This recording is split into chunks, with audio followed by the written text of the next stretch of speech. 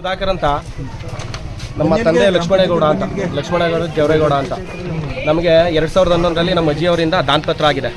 ದಾನಪತ್ರ ಪ್ರಕಾರ 2011 ಕಂದಾಯ ಕಟ್ಟಿ ಇಲ್ಲಿವರೆಗೆ ನಾವು ಏನು ಮಾಡಿದ್ದೀವಿ ಅಂದರೆ ಸ್ವಾಧೀನದಲ್ಲಿ ಇದ್ದೀವಿ. ನಮಗೆ ಒತ್ತುವರಿ ಆಗಿರೋದ್ರಿಂದ ಪಂಚಾಯತಿಯವ್ರಿಗೆ ನಮ್ಮ ಒತ್ತುವರಿನ ಜಾಗನ ಗುರುತಿಸ್ಕೊಡಿ ಅಂತ ನೋಟಿಸ್ ಕೊಟ್ಟಿದ್ದು. ಅರ್ಜಿ ಮುಖಾಂತರ ಇವತ್ತು ಪೊಲೀಸ್ ಬಂದೋಬಸ್ತ್ ತೊಗೊಂಡು ಬಂದು ಅಳಿತೀನಿ ಅಂತ ಸ್ಥಳಕ್ಕೆ ಹಾಜರಾಗಿದ್ದರು. ಹಾಜರಾಗೋ ಸಂದರ್ಭದಲ್ಲಿ ನಮ್ಮ ದಾಯಾದಿಗಳು ಅವ್ರಿಗೆ ಇದ್ರ ಮೇಲೆ ಯಾವುದೇ ಹಕ್ಕಿಲ್ಲ. ಅವರ ಯಾವುದೇ ಒಂದು ಕೋರ್ಟ್ ಕಾಪಿ ಇಲ್ಲ ಅಂದರೆ ಒಂದು ಸ್ಟೇ ಕಾಪಿ ಇಲ್ಲ.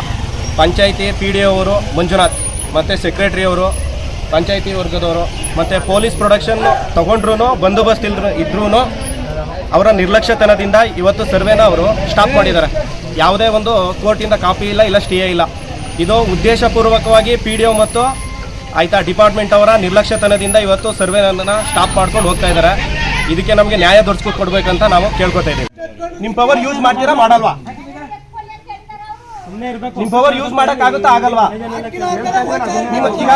ಈಗ ನಾನು ಕೇಳ್ತಾ ಇದ್ದೀನಿ, ಸರ್ವೆನವರು ಅಡ್ಡಾಕ್ ನಿಂತಾರೆ, ನೀವು 1 ಅವರ್ ಕಾಪಿ ಇರೋದು ಸ್ಟೇ ಇರೋದು ಕಾಪಿ ಕೊಟ್ಟಿದ್ರೆ ಸುಮ್ಮನೆ ನಿಂತ್ಕೊಂಡ್ರೆ ಸುಮ್ಮನೆ ಅಡ್ಡ ಕಟ್ಟಿರ್ತಾರ. ಏನ್ ಬಗೆಹರಿಸ್ತೀರಾ? ನಿಮ್ಗೆ ನಿಮ್ಮ ಸರ್ವೆನ ನಿಮ್ಮ ಕಾರ್ಯ ಕೆಲಸ ಮಾಡೋದನ್ನ ಅಡ್ಡ ಹಾಕೋದಕ್ಕೆ ಅವ್ರಿಗೆ ಸರ್ಕಾರದಿಂದ ಅನುಮತಿ ಇದೆಯಾ? ಅದು ನನಗೆ ಬೇಕಾಗಿಲ್ಲ. ಕಾಪಿ ನಿಮ್ಗೆ ಕೊಡ್ತಾ ಇದಾರಾ?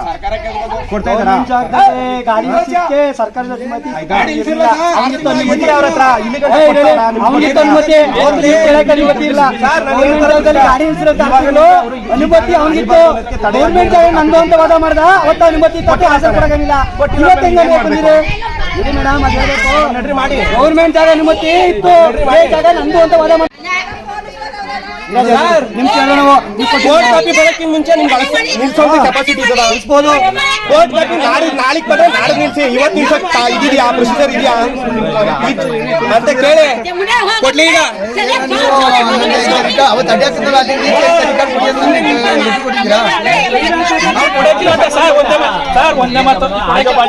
ಕೊಡಂಗಿಲ್ಲ ಅಂತ ಹೇಳಿದ್ದು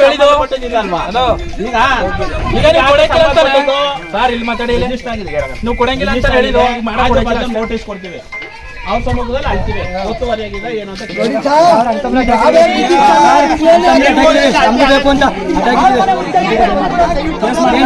ಏನ್ ಮಾಡಕ್ಕಿಲ್ಲ, ಸುಮ್ಮನೆ ಏನು ಮಾತಾಡ್ಬೇಡಿ ಅಷ್ಟೇ. ಸಂಜೆ ಗಂಟೆ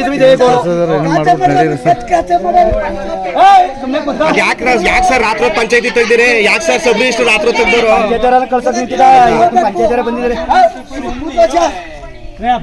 ಸರ್. ಈಗ ಫೈನಲ್ ನಿಮ್ ಡಿಸಿಷನ್ ಏನು? ಕೇಳ್ತಾರೆ, ಬಿಟ್ಕೊಡಿ.